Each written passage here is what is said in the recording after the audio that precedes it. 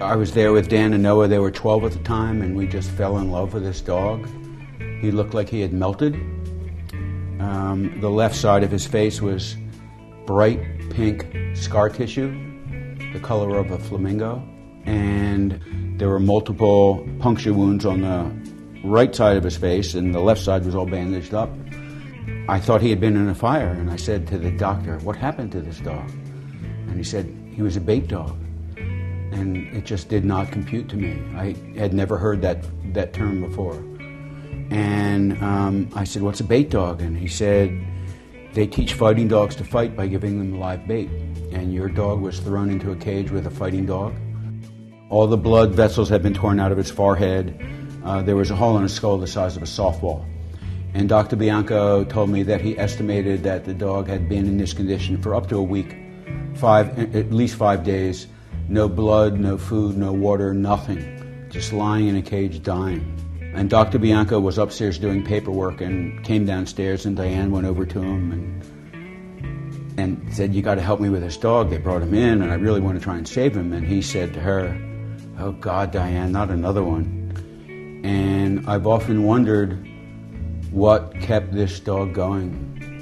This dog who had never, ever known any kind of human warmth or kindness stayed alive.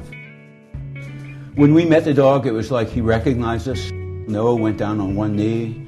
They were bringing this dog out for a walk, and he literally pulled the leash out of the handler's fist and rocketed it into Noah and knocked him over. And then Dan went over, and then I went over, and he could not stop kissing us, and we fell in love with him on the spot. As a friend of mine said some time ago, who's very involved in animal rescue. She's in fact on the board of 5 rescues in Los Angeles. And she said to me that stories about fighting dogs that have happy endings are really rare, and stories about fighting dogs that have inspirational value are non-existent.